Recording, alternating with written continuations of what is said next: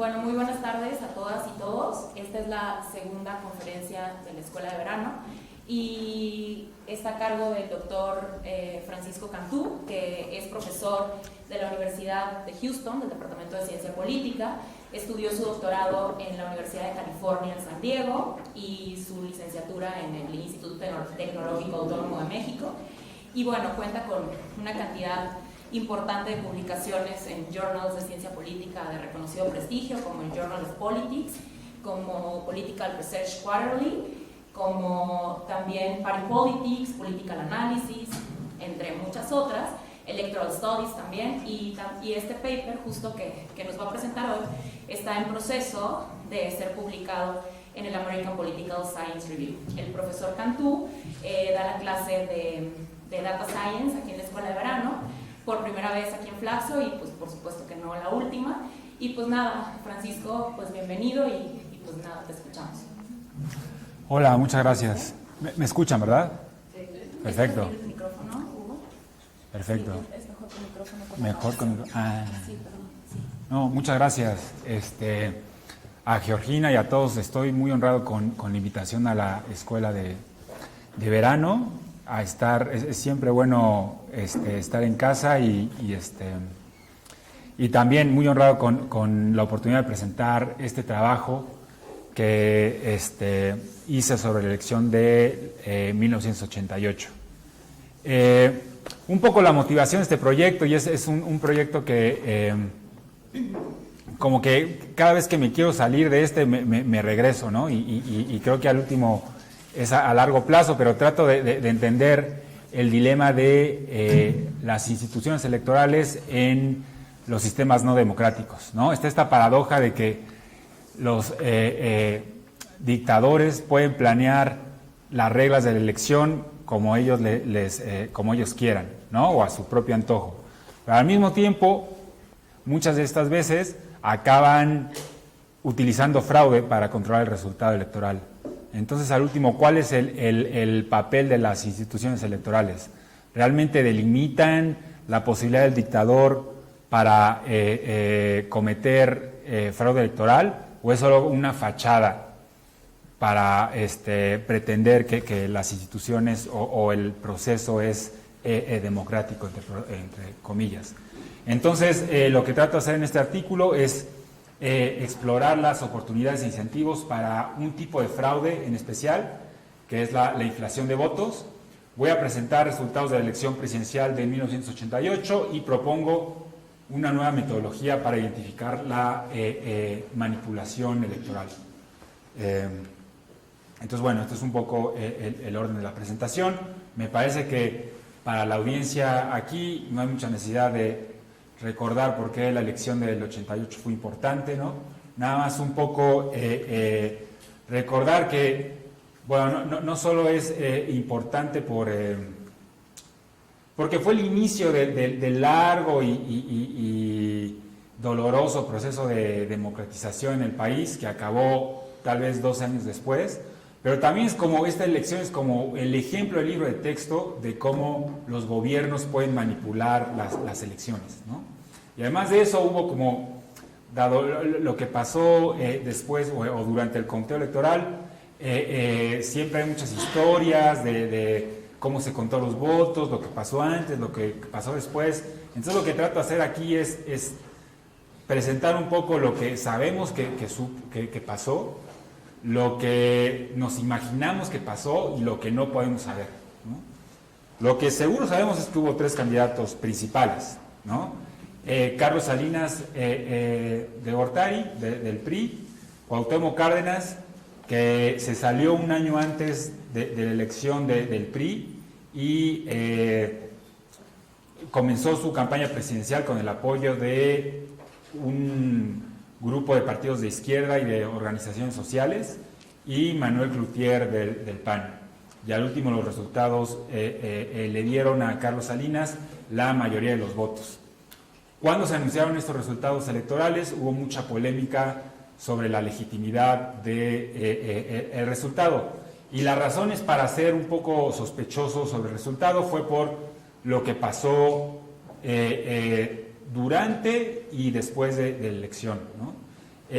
Durante la elección pasó todo este tipo de fraude tradicional, ¿no? Urnas embarazadas, padrones inflados, carrusel de votos, casillas que abrían muy tarde, casillas que cerraban muy temprano y la lista puede seguir, ¿no? Pero lo más interesante entre comillas, fue lo que pasó después de la elección. Porque una vez que cerraron las casillas, los funcionarios, como sigue siendo hasta la fecha, contaban los votos y llenaban las actas en cada casilla. Una vez que acababa el conteo de votos en la casilla, los funcionarios llevaban el material electoral a el comité distrital. Y en el comité distrital, los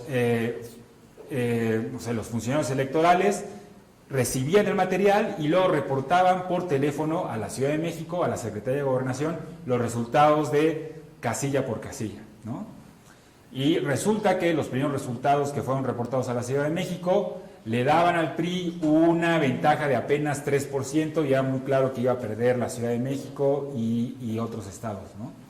Entonces, esos resultados fueron un shock o eran inesperados para los funcionarios electorales, los priistas y sobre todo el presidente de la República, ¿no? Entonces, si ustedes leen la biografía de Miguel de la Madrid, de hecho él confiesa que cuando recibe la llamada del secretario de Gobernación diciéndole que los resultados no eran tan optimistas como uno esperaba, cuando escuchó eso, él recibió un cubetazo de agua fría, y así lo dice él, ¿no? Estaba muy nervioso, no sabía qué hacer, y entonces inmediatamente dice: cancela el conteo público. Perdón, porque los resultados de la Secretaría de Gobernación estaban conectados a una computadora que era pública, o los resultados podían ser observados por la prensa y por representantes de los partidos. Entonces, cuando Miguel de la Madrid se entera de que los resultados no eran tan optimistas, cancela la publicación de estos resultados en tiempo real y además presiona a Carlos Salinas a que anuncie su victoria, ¿no? Entonces, unos minutos después, llega el secretario de Gobernación anunciando que el sistema se cayó, ¿no? Hubo un problema con las computadoras, no podíamos continuar con el conteo público de votos. Al día siguiente, Carlos Salinas declara su victoria y una semana después dicen: parece que el sistema ya se compuso, y resulta ser que Carlos Salinas ganó la elección, ¿no? Entonces hay siempre mucho debate sobre qué pasó durante dónde estuvo la trampa, ¿no? Mucha gente, o lo típico es imaginar que todo pasó en la caída del sistema, ¿no? Y están todas estas historias de una supercomputadora paralela a la otra, donde estaban manipulando los datos. Está toda esta historia que tiene Jorge Castañeda de alguien que al día siguiente vuela a Cambridge en Inglaterra. Además me da mucha risa porque es algo que ahora lo podemos hacer en nuestro celular, ¿no? O sea, tiene una matriz de, 3 columnas, una para cada candidato, y 300 renglones, uno para cada distrito. Entonces tenían que optimizar el número de votos de Salinas con ciertas restricciones. Una era que, no podían decir que Salinas ganó en el DF porque nadie les iba a creer, ¿no? O cosas así. Entonces iban a esta supercomputadora, tal vez era del tamaño de este salón, a tratar de sacar estos resultados. Es algo que ahora podemos hacer en el teléfono, ¿no? En fin, son todas estas historias de lo que pasó ahí. También otras historias de lo que pasó durante la elección, pero casi a todos se nos olvida lo que pasó en medio, ¿no? Que es con las actas de la elección. Entonces, de todos los tipos de fraude que existieron durante ese día, yo me voy a concentrar en uno en particular, que se llama el fraude de agregación. Este fraude de agregación trata de identificar la inflación de los votos durante la agregación de resultados electorales. Entonces, como la hipótesis principal de este trabajo es que la mayor parte de la manipulación sucedió en los consejos distritales, cuando los funcionarios electorales recibían los paquetes de los funcionarios de casilla y además antes de reportar los resultados a la Ciudad de México o a la Secretaría de Gobernación. Este problema no es típico de México o no es único de México, ¿no? Hay evidencia de que existió o existe en otros lados, ¿no? Hay evidencia de lo que ha pasado en Rusia, en Ucrania, en Nigeria, pero aquí en particular había como las condiciones institucionales para este tipo de fraude, porque un año antes hubo una reforma electoral que por primera vez permitió a los representantes de partidos de la oposición estar en las casillas. Entonces eso como que trataba o reducía el riesgo de fraude electoral a nivel de casilla. Pero lo que hizo al mismo tiempo es que le dio al PRI la mayoría por default en cada oficina distrital para recontar los votos o para cambiar las actas como ellos quisieran, ¿no? Entonces, si la oposición veía algo raro, no podían pedir que dejaran las actas o que no cambiaran los votos porque el PRI tenía la mayoría por default. Entonces, bueno, hay como muchas anécdotas sobre esto, pero hoy les voy a presentar una que es escrita en un libro de 2 periodistas del New York Times, platicando lo que pasó ese día en el conteo de los consejos distritales, ¿no? Entonces dice, en todos los comités distritales de México se siguió el mismo procedimiento de tabulación.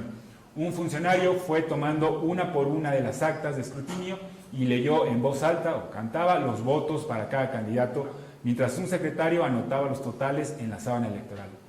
Cada vez que se leían los votos de Salinas en una casilla, el secretario del comité añadía un 0 en la sábana a la cifra respectiva, convirtiendo así 73 votos por Salinas en 730, por ejemplo, ¿no?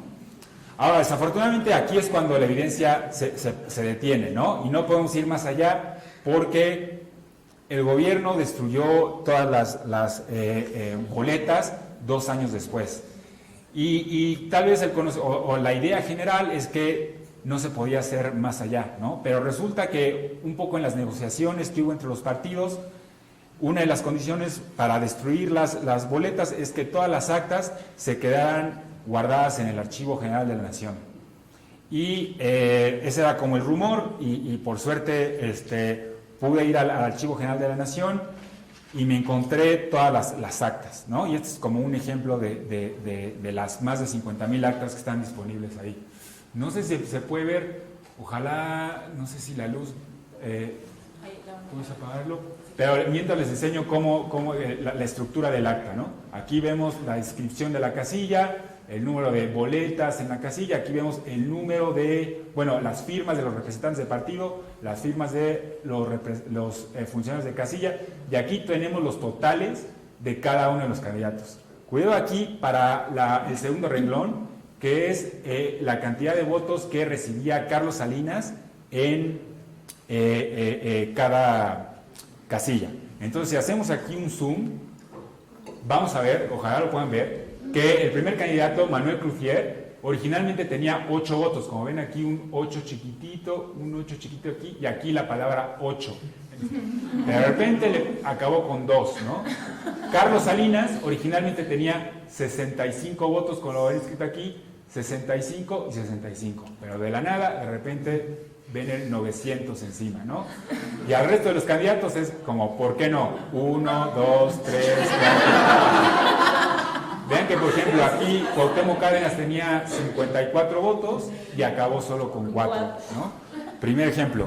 Segundo ejemplo, esta es otra casilla y van a ver que Carlos Salinas originalmente tenía 166 votos y lo que hicieron fueron 2 cosas. Primero, convirtieron el 1 en 8 y segundo, le agregaron otro 1. Y pueden ver aquí el 1000, la palabra 1000, que está totalmente desalineada del total.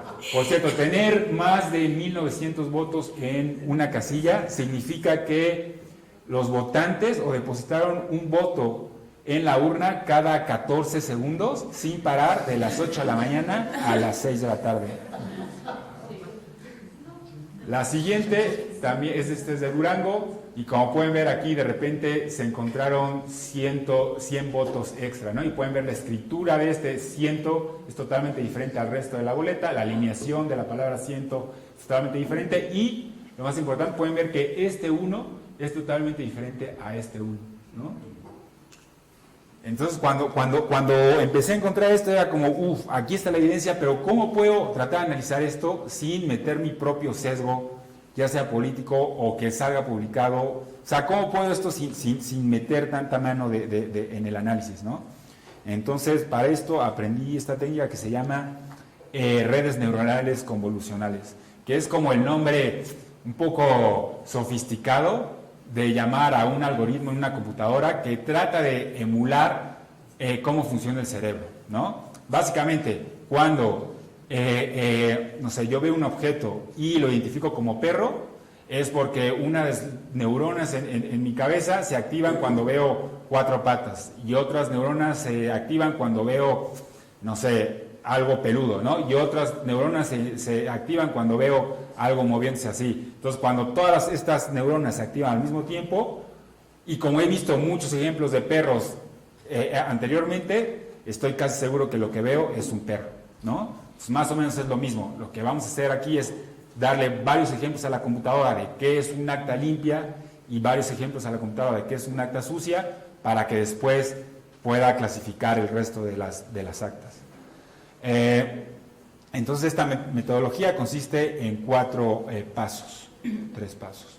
La primera fue la recolección de datos, ¿no? Entonces me encontré estas actas y en el verano más aburrido de mi vida y con la ayuda de 2 asistentes estuvimos tomándole fotos a las más de 50,000 actas de la elección, luego le estuvimos limpiando las imágenes, luego con la ayuda de aquí gente en México pudimos capturar los resultados electorales y una vez que tuvimos los resultados electorales a nivel casilla, los pudimos comparar con los resultados oficiales y de hecho las proporciones de votos para cada uno de los candidatos son muy similares, ¿no? Entre lo que tenemos o lo que yo obtuve de las actas y los resultados oficiales. Lo que nos dice 2 cosas. Uno, toda esta teoría de la caída del sistema y que todo se manipuló al último no es tan creíble o no es tan cierto, por lo menos no hay evidencia de eso. Y lo segundo es que tal vez los resultados que tenemos son válidos, ¿no? O lo que, la segunda fue la división de datos. Entonces, con las imágenes obtuve 2 tipos de datos. La primera son estos resultados electorales a nivel casilla, que no los voy a utilizar para el resto del análisis. Y la segunda fue esta colección de imágenes, ¿no? Y esta colección de imágenes es la que primero voy a dividir en 3 grupos.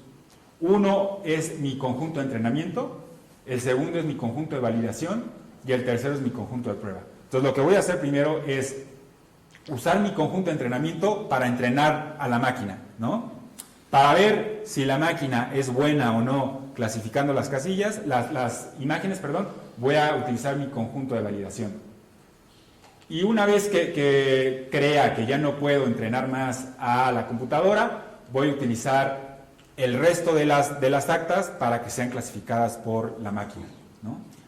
Obviamente, la clave es en escoger los ejemplos para entrenar a la computadora.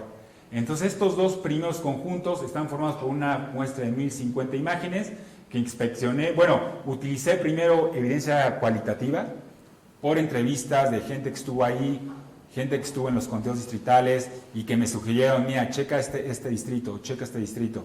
Luego fui a las imágenes de ese distrito y empecé a encontrar ejemplos como los que les enseñé anteriormente. Y también tuve ejemplos de actas sin alteraciones, ¿no? Entonces, cada una de estas categorías tiene 525 imágenes. Estos son ejemplos de las imágenes que utilicé para entrenar a la computadora. Uy, pero no sé por qué el PDF salió como desconfigurado. Se cayó el sistema. Se cayó el sistema. Bueno, no, yo no va a ser. Qué lástima. Sí, no sé por qué se desconfiguraron. En fin, tenía estas imágenes con alteraciones e imágenes sin alteraciones, ¿no? Bueno, y ahora voy a agarrar estas imágenes para entrenar a la computadora, ¿no? Pero ¿cómo la voy a entrenar? Lo primero que tengo que hacer es transformar la imagen en una matriz de números. Y cada uno de estos números va a representar un valor específico para cada píxel, ¿no? Entonces, obviamente la computadora no va a leer la imagen como nosotros la vemos. Lo que tenemos que hacer es transformar esta imagen a una matriz de números que sea interpretada por la computadora. Esta imagen, entonces, una vez que se ha convertido en una matriz, va a pasar por una serie de filtros o neuronas. Y cada uno de estos filtros se va a desplazar por la imagen buscando un elemento visual específico. La idea aquí es que cada una de estas neuronas va a buscar un elemento visual en concreto. Por ejemplo, tal vez una línea vertical o una línea horizontal, o una línea curva, ¿no? El chiste es que una vez que esta imagen pasa por estos 32 diferentes filtros, voy a tener 32 diferentes representaciones de la misma imagen, ¿no? Ahora estas representaciones van a ser el input para mi segunda capa de neuronas. Estas nuevas neuronas van a tratar de buscar elementos más complejos de la imagen. Tal vez una combinación de líneas rectas, o una combinación de líneas curvas, o una línea recta o una línea curva, ¿no? El chiste es que una vez que esta imagen pasa por la segunda capa de neuronas, voy a tener 32 por 32 igual a 1024 nuevas imágenes o representaciones de la misma imagen. Voy a repetir el mismo procedimiento con 6 capas más de neuronas, y luego voy a agarrar los resultados de la última capa, y ahí es donde voy a formar esta red neuronal. Y lo que voy a hacer aquí es aquí donde el aprendizaje sucede, ¿no? Entonces voy a tener esta computadora, la computadora va a tener todo ese tipo de neuronas y va a ver qué neuronas se van a aprender cuando la imagen es clasificada como alterada o cuando es clasificada como limpia. Y va a empezar a aprender cuál de estas neuronas son las que se prenden dependiendo del tipo de imagen, ¿no? Para aprender esto, lo que va a suceder, o va a aprender esto con un proceso llamado propagación inversa. Y lo voy a explicar rápido. Lo que va a hacer es que va a aprender estas neuronas que se prenden o se apagan dependiendo del tipo de imagen, ¿no? Dado esto, va a dar una predicción, va a decir la imagen es sucia, el acta es sucia o el acta es limpia. Una vez que hace la predicción, va a compararlo con la clasificación que le di al principio, ¿no? Y va a medir el error entre su clasificación y la clasificación real. Entonces, lo que va a tratar de hacer aquí es reducir el error al máximo, reducir el error o tratar de minimizar este error. Y lo que va a hacer entonces, una vez que da la predicción, es que se va a ir hacia atrás. Y yéndose hacia atrás, va a ver cuál de estas neuronas es la que está provocando más o el mayor error en la predicción. Y entonces calibra o no le da tanto peso a esa neurona y vuelve a probar con otra imagen. Y así se va, ¿no? Hay dos especificaciones técnicas que nada más quiero hacer. Una es que, la verdad, la cantidad de imágenes que tengo para entrenar a mi modelo es muy chica. Generalmente, si tú le dices a alguien de computación que entrené mi modelo con 1000 imágenes, se puede reír, ¿no? Porque esos tipos le entrenan con 60,000 imágenes, ¿no? Aquí lo que quería no meter mi mano mucho en el proceso, pero para tratar de entrenarlo lo mejor posible, lo que hice fue incrementar artificialmente el tamaño de mi conjunto de entrenamiento. Lo que hacía aquí es que cada vez que agarraba una imagen para entrenar a la computadora antes de eso hacía un pequeño como tweak. Entonces rotaba la imagen un poco, la volteaba, le cambiaba el color. Entonces la computadora no iba a memorizar la ubicación exacta de una irregularidad, sino cómo esta irregularidad se relacionaba con otros atributos de la imagen, ¿no? Esa es una. Y la otra tiene que ver con la sensibilidad de este tema, ¿no? Entonces lo que quería hacer era como hacer una medición muy conservadora.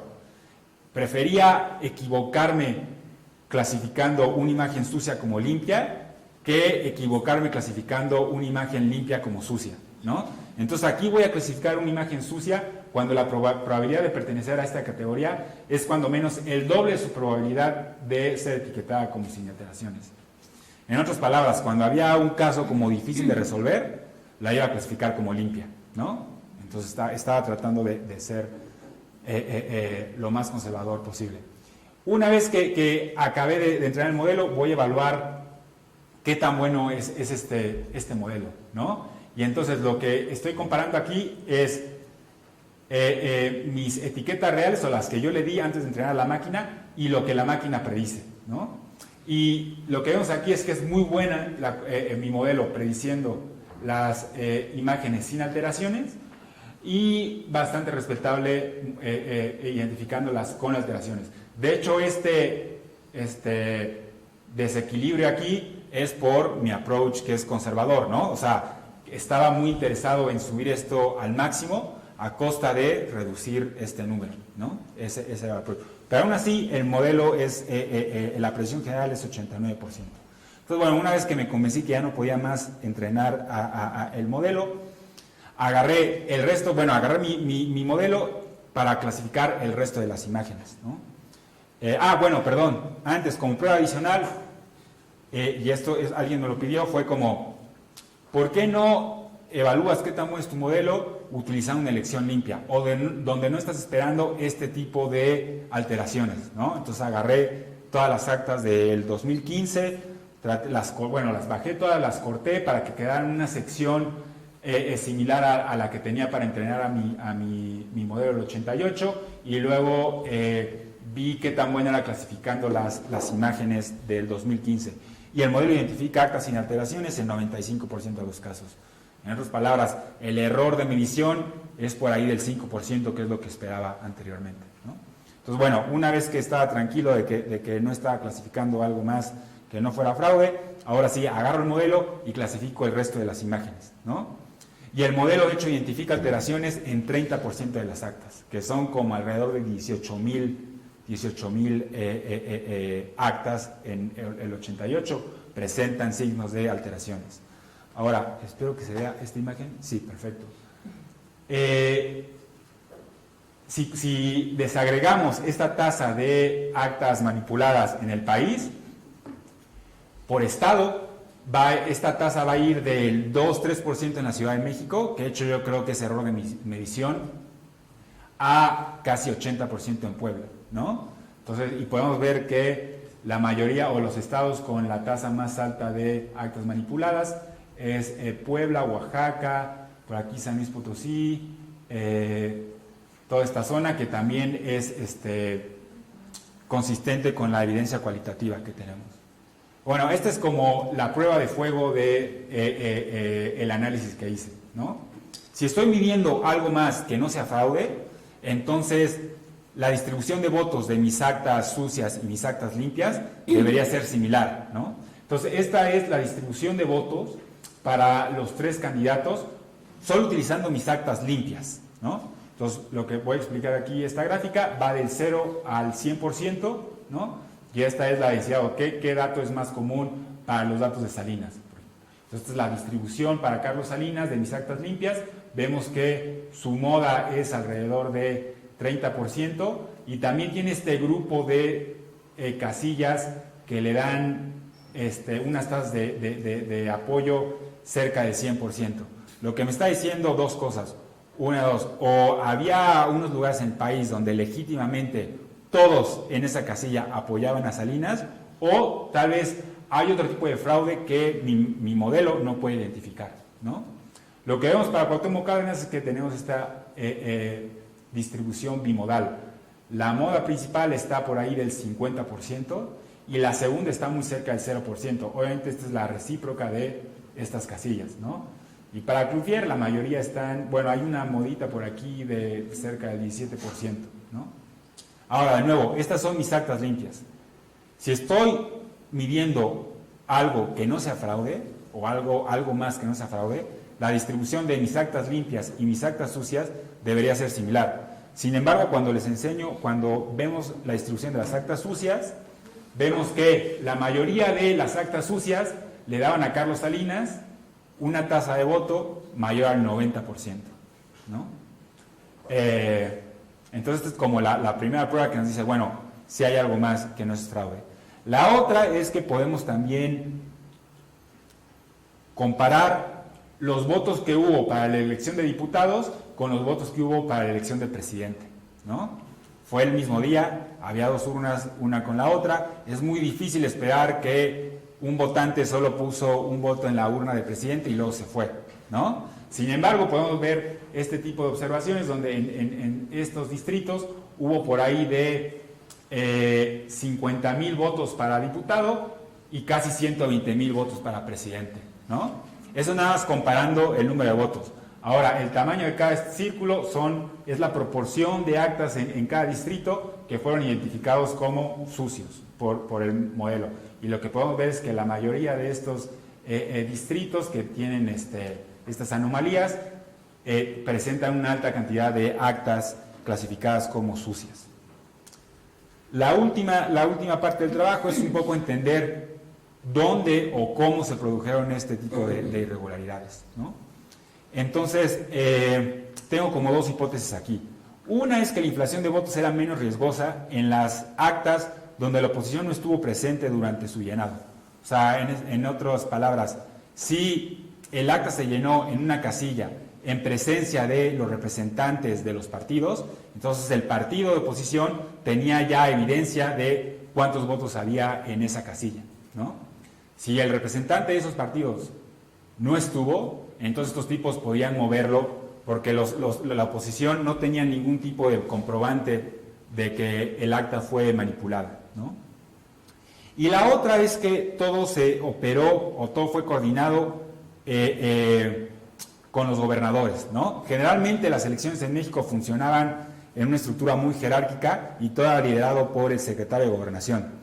Pero en esta elección en particular el secretario de Gobernación no quiso mover las manos porque estaba muy enojado de que no era el candidato presidencial. Entonces, al último todo quedó a cargo de los gobernadores. Y entonces nos podemos ver qué motivaciones o qué experiencia tenían los gobernadores para coordinar este tipo de fraude, ¿no? Entonces, hay dos hipótesis. La primera es que la inflación de votos era menos eficiente en los estados gobernados por tecnócratas. Estos gobernadores que no tenían ninguna experiencia electoral, tal vez eran muy buenos en cosas técnicas, pero no sabían cómo ganar una elección, ¿no? O cómo coordinar estos operadores electorales. Entonces aquí lo que hago es ir a la biografía de todos los gobernadores y codificar los que tienen experiencia electoral o los que no.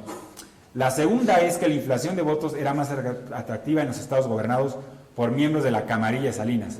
Ok, todos los gobernadores eran priistas en ese entonces, ¿no? Pero había unos mucho más cercanos a Salinas que otros.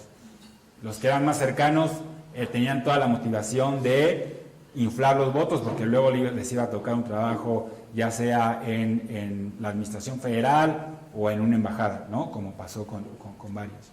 Entonces, lo que hago aquí es utilizar mi clasificación de las actas como variable dependiente. Y como variables independientes tengo si hubo la presencia de representantes de la oposición en la casilla, y esto fue de nuevo codificando las firmas que había en cada una de las actas, la experiencia electoral del gobernador y luego si el gobernador pertenecía a la camarilla de Salinas. Y luego utilizo varias variables de control, la fuerza electoral del PRI en el distrito, la reasignación de los funcionarios distritales durante los 6 meses anteriores a la elección, la fuerza de los miembros sindicales en el distrito, la población rural en el distrito, y entonces este es un modelo multinivel donde las casillas van a pertenecer a los distritos y los distritos van a pertenecer a los estados, ¿no? Entonces, bueno, los resultados aquí nos van a dar que el fraude fue más probable donde no hubo representantes de la oposición, donde en estados con gobernadores expertos en ganar elecciones y también con gobernadores cercanos a la camarilla de Salinas.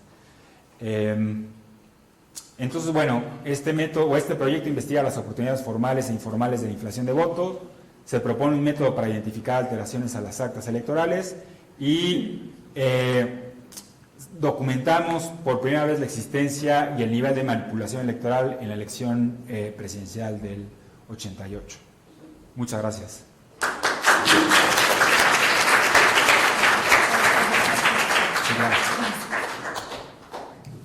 Bueno, muchas gracias, Francisco. Antes de abrir la parte de preguntas, como normalmente se acostumbra en la escuela de verano, nosotros los coordinadores hacemos un muy breve comentario del paper. Y la verdad es que, bueno, primero te quiero agradecer la invitación para dar clases en la escuela de verano y además por venir a presentar este paper que pues he venido escuchando este paper desde hace bastante tiempo y puros comentarios positivos. Y como ya les dije antes, se va a publicar en el American Political Science Review próximamente. Y bueno, creo que todos pudimos notar que el paper es muy sofisticado a nivel de la técnica, pero también a nivel teórico. Entonces, estos resultados abonan a comprender mejor cómo funcionan los incentivos para cometer fraude electoral.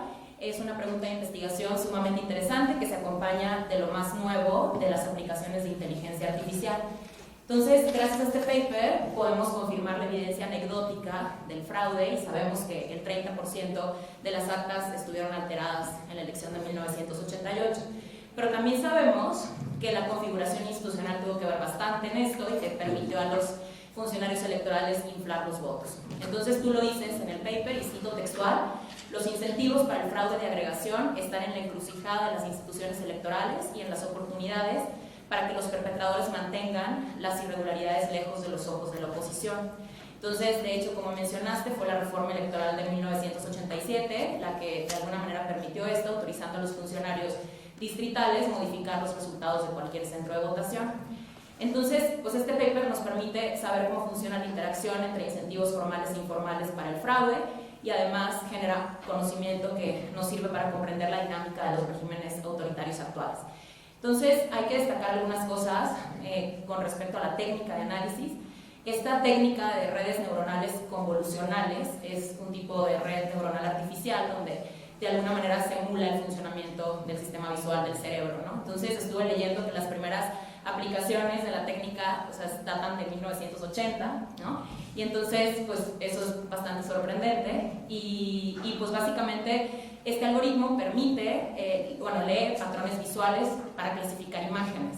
Entonces las posibilidades de la técnica son inimaginables, puesto que los datos de imagen proporcionan información única sobre eventos políticos, actores, sus interacciones y demás, que son difíciles de medir y que no están disponibles en los datos de texto, o sea, más bien que lo que encontramos en las imágenes no está disponible en los datos de texto.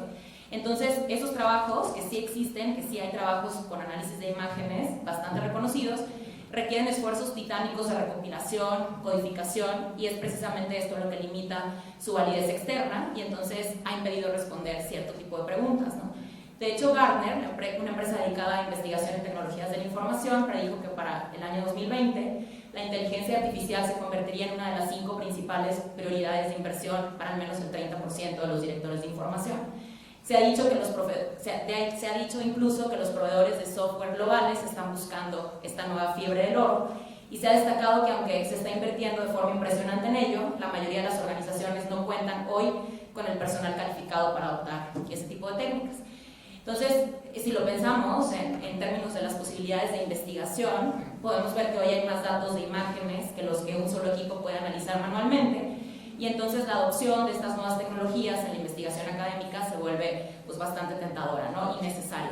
Entonces hay que destacar que estos datos visuales tienen características muy distintas a los datos de texto. Se vuelve un reto aplicar lo que se sabe de las técnicas de Machine Learning lo que se sabe de las técnicas aplicadas a texto a las imágenes, ¿no? Y este artículo es una muy buena muestra para incentivar la utilización de esta metodología entre los científicos políticos. De hecho, justamente también en toda la parte de lo que implica en términos también de codificación humana y de esfuerzo humano previo para preparar el análisis, es también bastante ilustrativo y es también como una muestra de libro de texto, ¿no? Entonces, incluso Francisco nos decía en la clase que hoy todo es Big Data y todo es Data Science, entonces como si fuera muy sencillo.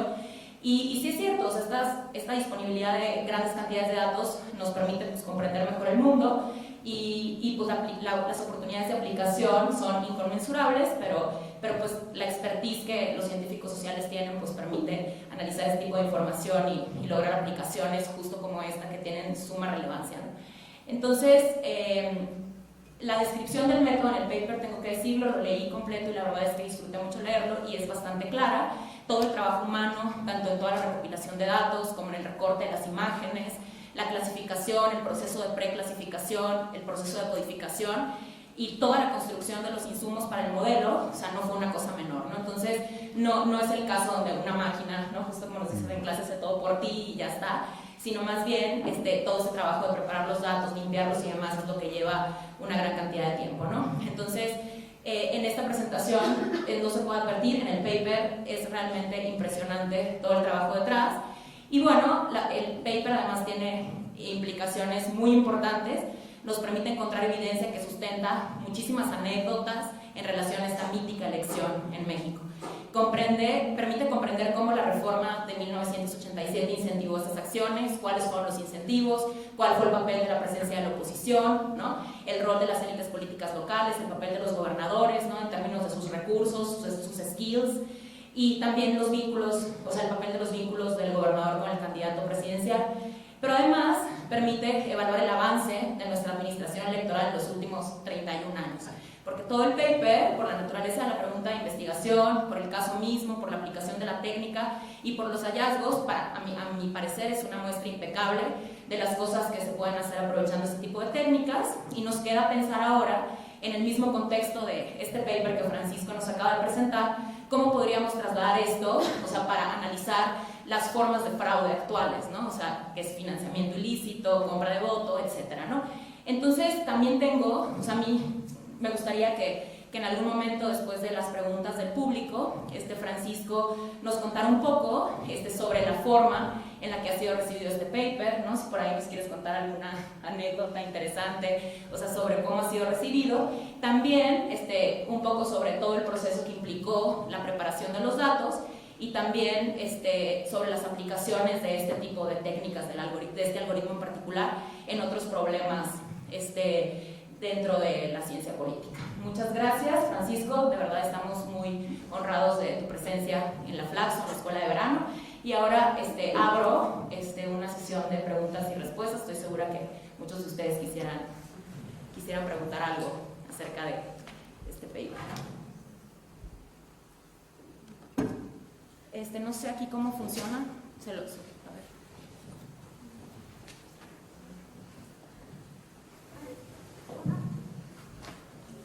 Una pregunta, un poco, el modelo se ve muy sofisticado. Quisiera un poco tu opinión sobre qué tan difícil y qué tan largo fue el proceso de entender y sobre todo entender la técnica para poderla aplicar. Esa es una primera pregunta. Y una segunda pregunta es, ¿tu base va a estar disponible o va a ser pública? Una vez pública. Si quieren podemos juntar 3 y ya. Ay, hola, perdón. Está fascinante, la verdad está increíble. Muchísimas gracias, Francisco, por esta presentación, pero además por el hecho de participar en la Escuela de Verano. La verdad me encantó. A ver, yo tengo varias observaciones, comentarios, etcétera. A ver, sobre los hechos, cosas que de pronto no me cuadran, quisiera entender. Si el fraude ocurrió antes del cómputo, durante el cómputo distrital, ¿cómo te explicas la calidad del sistema? O sea, ¿para qué? 2. En las elecciones anteriores a 88, pues por lo menos hasta 1983, el PRI ganaba con arriba de 65, pero regalazo, 65% de los votos en prácticamente todo el país. Y hay evidentes muestras prácticamente en zonas rurales, urbanas, etcétera, en donde el voto era más del 80%.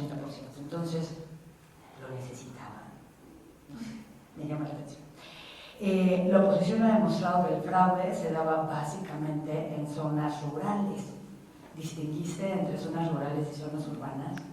Sí, los hechos, o sea, hay hechos que de pronto, digo, me encanta el paper porque finalmente nos permite regresar y revisar la historia de una manera distinta, ¿no? Sí, hasta ahora, la verdad es que todo el recuento del gran fraude en 88 pues estaba entre anécdotas, ¿no? Sospechas, y no iba más allá, ¿no? Yo cuando hice, por ejemplo, mi estudio, me tuve que ir a varios estados y encontré que, por ejemplo, en Zacatecas, ¿no? que además soy de ahí, en la Comisión Estatal Electoral, de pronto abrieron una puerta, salió polvo, me entregaron una caja y me dijeron, pues ahí están las actas. Y en las actas, efectivamente, yo encontré este tipo de cosas, ¿no? Pero fíjate que encontré también que había poca regularidad en el tipo de manipulación de las actas electorales. Y entonces paso a mi segundo conjunto de comentarios. Y perdón. Mi segundo tipo de comentarios, o sea, sobre el análisis. ¿Cómo estás seguro de que la manipulación ocurrió más o menos de manera estandarizada? Es decir, que los errores que tú capturaste fue la única forma en la cual manipularon las actas. Te digo, yo tuve también la oportunidad como que de encontrarme con cajas en varios estados, en Puebla, en Zacatecas, en Hidalgo, en Sonora, a donde pude ir, en donde auténticamente era un cochinero. Pero me encontré con cosas como que había, digamos, inexistencia de actas para ciertos distritos. O sea, en algunas los tachaban, en algunos aparecía en blanco y de pronto estaba un total y se daba, digamos, ¿no? Como ganador al DF. Pero había también otras cosas, ¿no? Entonces, de alguna manera, lo que de pronto digo, y bueno, y lo no observado, ¿no? Es decir, ¿qué pasa con estas otras formas de manipulación de las actas que no capturaste y que no están, digamos, que la máquina no entendió porque no la pusiste, digamos, a aprender, ¿no?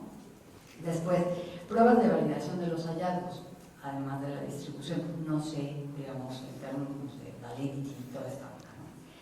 El margen de error de la interpretación, ¿no? De la máquina. Y finalmente, digamos, el nuevo menú de manipulación, ¿no? Un colega y yo hemos trabajado mucho desde la perspectiva de integridad de las elecciones, todo esto de manipulación, ¿no? Y lo que hemos planteado, y yo planteo en algunos textos, es que el menú de manipulación ha cambiado y nosotros ya lo recogimos a través de 2 encuestas de expertos, ¿no? Que estaría increíble cruzarlo con esto, que eso es lo que yo creo, ¿no? Que a mí me gustaría, que es, a ver, el menú de manipulación cambió porque básicamente la manipulación ya no se da sobre los resultados, porque la legitimación es muy importante, de tal manera que lo que pretenden, ¿no? En el mundo y en México es que los resultados sean creíbles, sean confiables y estén reconocidos, y eso lo logran. Y entonces, ¿dónde está ahora el fraude?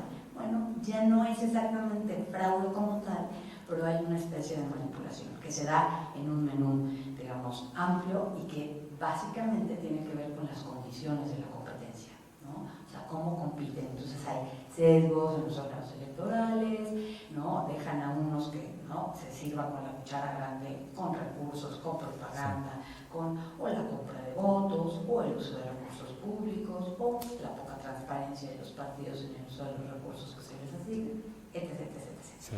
Entonces, mi última pregunta tiene que ver con cómo podríamos aplicar, digamos, esta forma de análisis, esta técnica con la nueva, digamos, al nuevo menú de manipulación. Muchas gracias y felicidades otra vez. Okay. Mi pregunta es, como en términos pedagógicos, entiendo que el paper ya está aceptado. Entonces quisiera que nos contaras un poco el proceso. Sí, digamos, porque yo veo como varios grupos, ¿no? O sea, como que en una nos contaste todo lo de la técnica y nos dijiste, mi primer N fue de 1000 y los informáticos normalmente hacen 60,000, ¿no? Dijiste. Entonces, ¿cómo le hiciste si tuviste trabas en ese sentido de cuando mandaste tu primer borrador? Sí, ¿cómo manejaste, digamos, las críticas de los informáticos contra las críticas de la gente que más bien sabe más sobre los hechos, digamos, como los comentarios de que acaba de decir Irma? ¿Y cómo manejaste las críticas de la gente que más bien te va a decir, no, a este paper le falta teoría? O sea, ¿cómo hiciste? ¿Cómo fue ese proceso? O sea, si tuviste ese tipo de críticas y si tuviste que hacer como ese equilibrio entre todas esas como dimensiones que tiene tu paper, porque pues es innovador en términos de la técnica, de la evidencia, teoría, los datos, etc. Entonces, si no las tuviste, quisiera que nos contaras qué hubieras respondido, o sea, cómo hubiera sido tu reacción.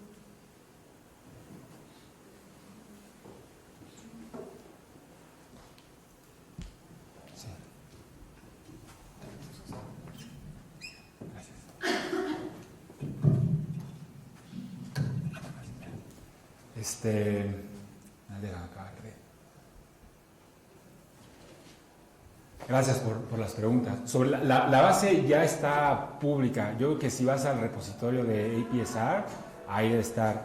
Y si tienes alguna pregunta, escríbeme y te la puedo mandar. Están solo las imágenes, las que corté, que ya están como cortadas y modificadas, todo eso. Las originales, no me dejó subirlas porque creo que, no sé, son 60 gigas o cosas así. Pero si me mandas un correo, te puedo compartir la carpeta de Dropbox para que bajes todas las imágenes. o sea, tengo que buscar un lugar para hacerlas públicas y que cualquier persona pueda ir y encontrar el acta de la elección, ¿no? Para aprender el método, sí, o sea, yo no tenía idea, de hecho le contaba ayer a Rodrigo que o sea, yo no tenía ni idea de cómo hacer esto y más bien googleé así como análisis de imágenes y el nombre de mi universidad, y apareció un profesor de computación, el nombre, le escribí, oye, ¿te puedo invitar a un café? Y le enseñé así las imágenes estas, le decía, es que, ¿cómo las puedo analizar? ¿No? Me dijo, no, tienes que aprender esto, las CNN, y ya, pues o sea, me dijo, un alumno está trabajando esto, si quieres platícale, y al pobre lo estuvo molestando por 6 meses, 8 meses, ¿no? O sea, tenía estas horas de oficina, nadie iba a esas horas de oficina, menos yo, ¿no? Y ahí lo estuve molestando. Y entonces mi aprendizaje fue un poco como a la inversa. Primero aprendí cómo funcionaba esto en Python y luego, justo para escribir el paper, pues tenía que explicar cómo funcionaba o realmente convencerme a mí mismo de que el modelo funcionaba, ¿no? Entonces me fui para atrás y empecé a ver cómo funcionaba esto. Y de hecho la matemática que está detrás es muy simple. O sea, no necesitas nada más que álgebra lineal, ¿no? O matricial. Es muy sencilla el método. Entonces, las preguntas sobre la caída del sistema y para qué. Parece ser que todo era para darle suficiente tiempo a los funcionarios en los distritos de modificar las actas, ¿no? O sea, porque si seguía haciéndose el conteo público ese domingo, entonces no había ninguna posibilidad de cambiar los resultados. Ese es como parece ser que esa fue como la razón principal de cambiar. O sea, el resultado se anunció una semana después, ya que se cambiaron los datos de las actas. Si no se hubiera caído el sistema, que también hay un error ahí, porque, bueno, no sé cómo es esta anécdota. O sea, parece ser que la computadora dejó de dar datos y Fernández Ceballos dijo, parece ser que el sistema se cayó de callar. Pero como dijo se cayó, toda la gente, ¡ay, se cayó de caerse, ¿no? Aquí es cuando a mis alumnos siempre les digo el chiste de que esto nunca hubiera pasado en Argentina, porque o sea, ¿se cayó o se cayó? No, se cayó, ya, entendemos, ¿no? Pero, entonces, eso es lo que sabemos del fraude. Si lo necesitaba el fraude o no. A ver, es difícil, y ese es como el nuevo paso, ¿no? Saber cuántos votos fueron inflados en esto. Es difícil decir que Cuauhtémoc Cárdenas iba a ganar, pero también es difícil pensar que Salinas iba a ganar tan holgadamente, ¿no? Porque, o sea, primero, porque está la reforma donde los representantes de casillas o de partidos podían estar en las casillas, ¿no? Estaba toda la crisis económica, era un candidato que no jalaba tanto como otros. De hecho, había muchos gobernadores que no estaban interesados, estaban decepcionados de la nominación de Salinas, ¿no? Entonces, como que la maquinaria no estaba funcionando tanto. Y encima de todo eso, Bartlett como que no metió manos, ¿no? Era el secretario de Gobernación era el que encargado de coordinar a los gobernadores y preguntarle, ok, ¿cuántos votos me vas a dar? ¿Cuántos votos me vas a dar? Y en este caso no existió eso, ¿no? Entonces,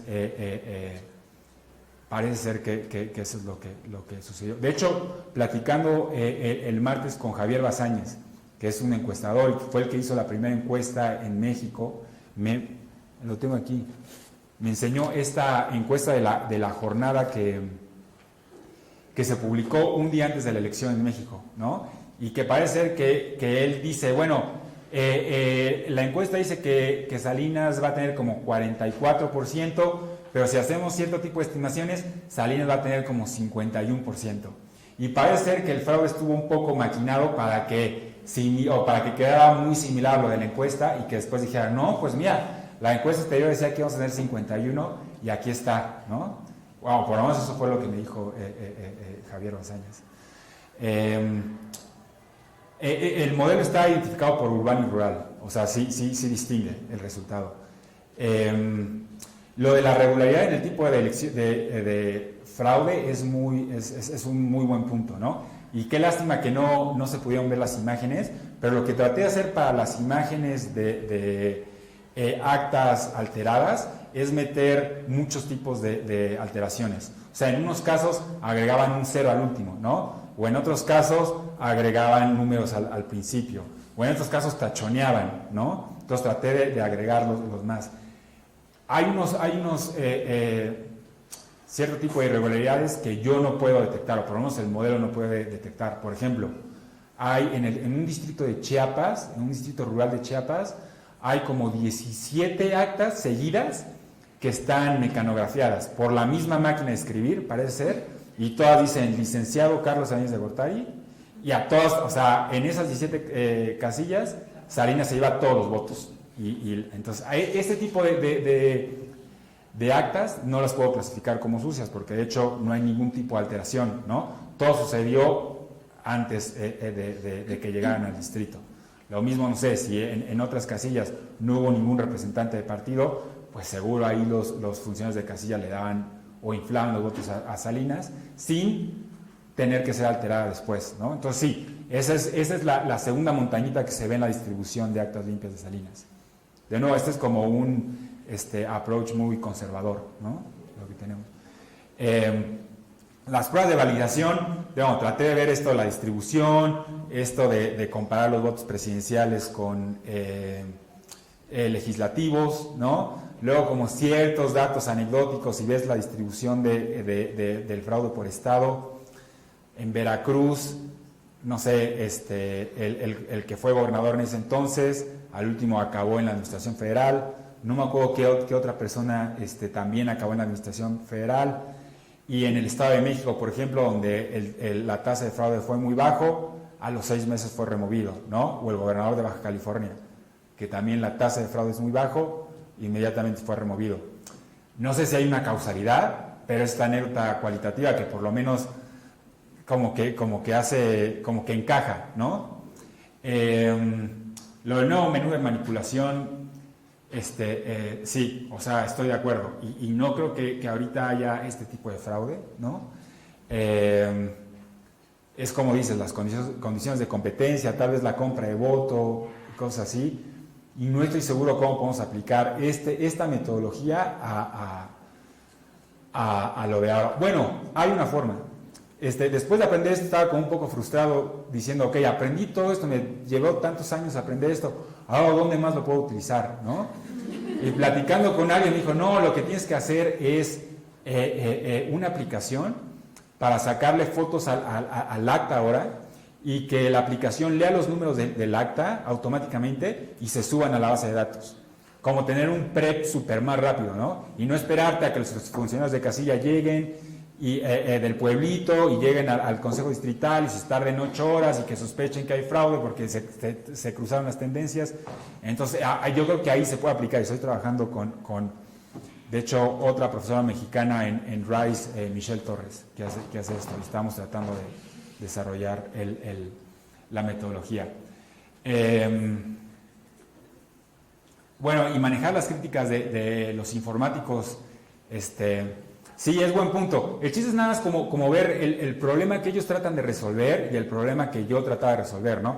Ellos quieren usar 60,000 ejemplos porque quieren realmente estar seguros de que cuando la computadora te diga que esto es un perro, sea 99.97% seguro, ¿no?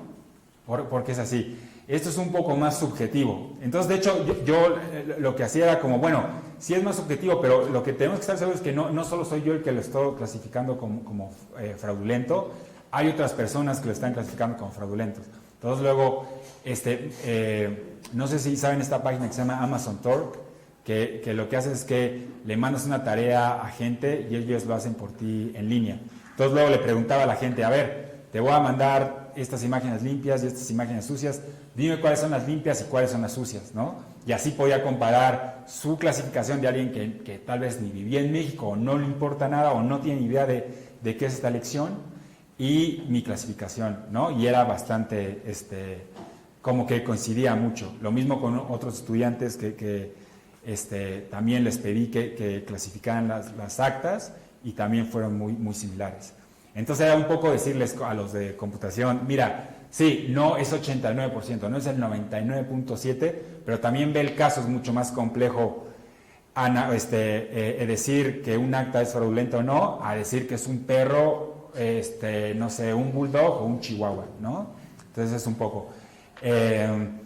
pero sí, los problemas que tuve un poco en el proceso de mandarlo fue...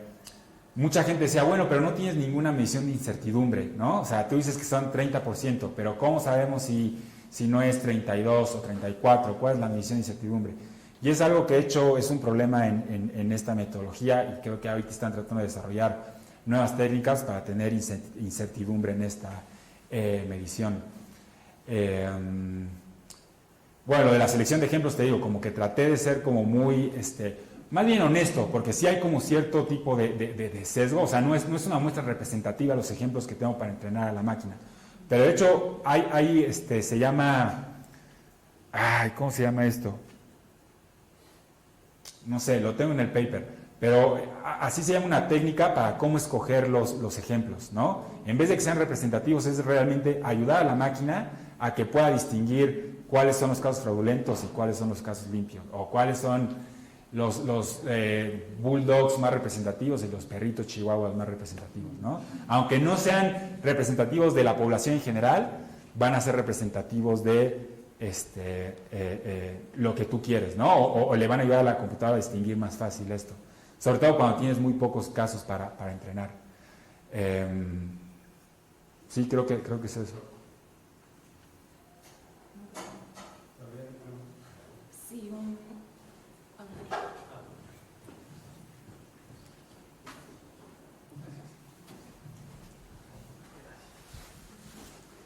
Pues yo te quiero preguntar, justo creo al final lo estabas mencionando, pero por ejemplo de la parte de la técnica, esa muestra para entrenar, ¿como qué porcentaje era limpia y sucia?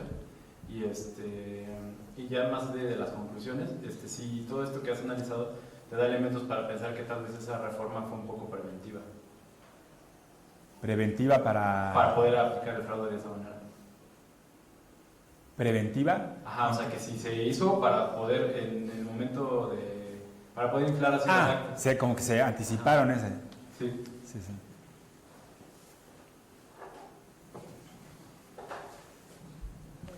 Bueno, primero que nada, felicitarte por tu investigación porque suena bastante compleja, así como lo comentas. Yo quiero señalarte así de forma súper rápida cómo fue el financiamiento, porque, o sea, así como suena, está súper guau, pero me queda claro que debió haber sido bastante caro y aparte el análisis que permitió la máquina o la computadora, facilitó de forma, o sea, ¿a cuánto tiempo se redujo este análisis? Porque si lo hubieran hecho así de forma manual hubiera sido un poquito largo, a menos que contaran con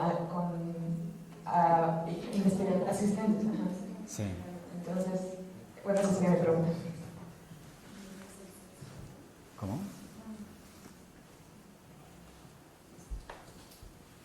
Una última. Mi duda igual es un poquito técnica. Me gustaría saber cómo determinaste el tamaño del conjunto de entrenamiento, el de validación, porque me queda claro que el de prueba era la N que tenías, pero los otros dos no me parecía que siguieran como ningún patrón, o si eso es parte de una técnica que está como explicada al interior del proyecto.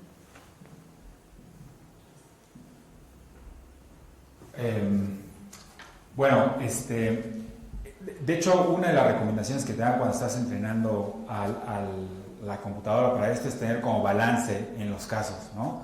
Sobre todo, por ejemplo, digamos que no tiene que ser con imágenes. Imaginen que estamos detectando fraude financiero o fraude en las tarjetas de crédito.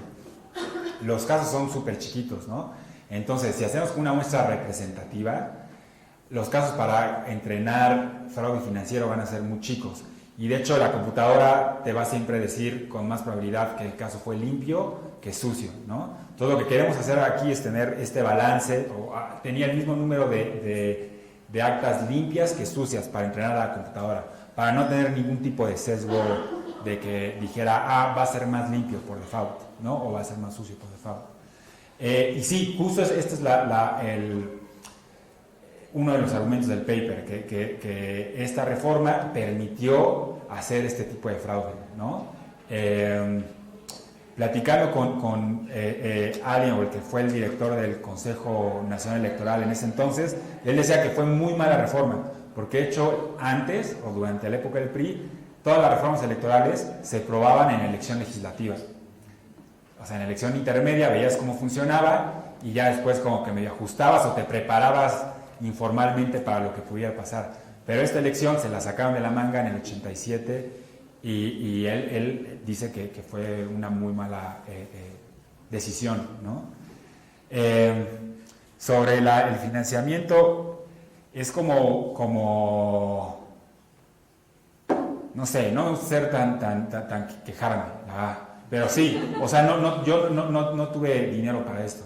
Al mismo tiempo fue como la oportunidad de hacer esto, ¿no? Porque, o sea, si hubiera visto esto, la primera idea que se me hubiera ocurrido es como, y si hubiera tenido dinero, era contratar a asistentes para analizar los datos, ¿no?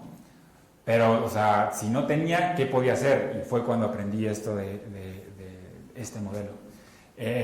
Pero sí, o sea, por eso me ha ayudado tanto, porque fue primero sacar las fotografías, luego cortar las fotografías, ¿no? Luego era llenar la base de datos, obviamente no lo iba a hacer yo porque me iba a tardar, no iba a acabar nunca. Entonces era contratar a alguien aquí, pero necesitaba dinero, pero no me daba dinero de investigación, entonces era dar un curso en los veranos para poder pagar y pagarle a la gente, ¿no? Luego me faltaba más y luego esperarme otro año, el siguiente verano.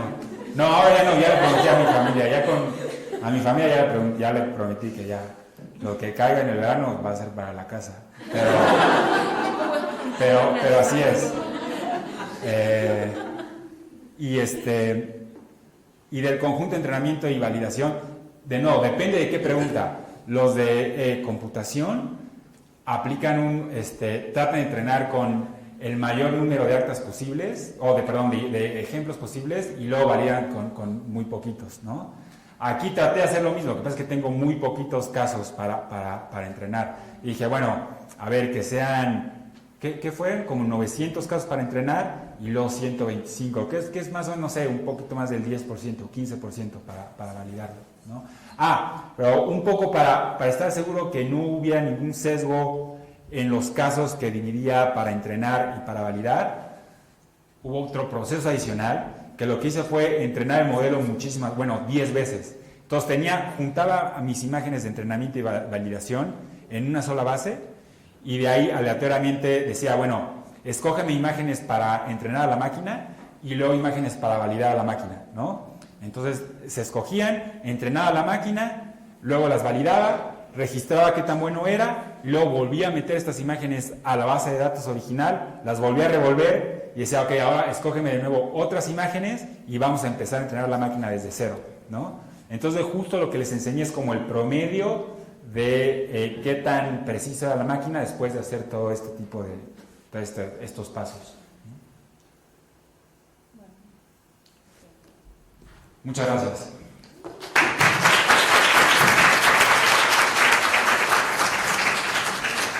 Muchas gracias a todos. Irma, ¿hay algún aviso importante que dar? Además de las conferencias de la siguiente semana. Lo de mañana, que nos va a Sí, lo de mañana, que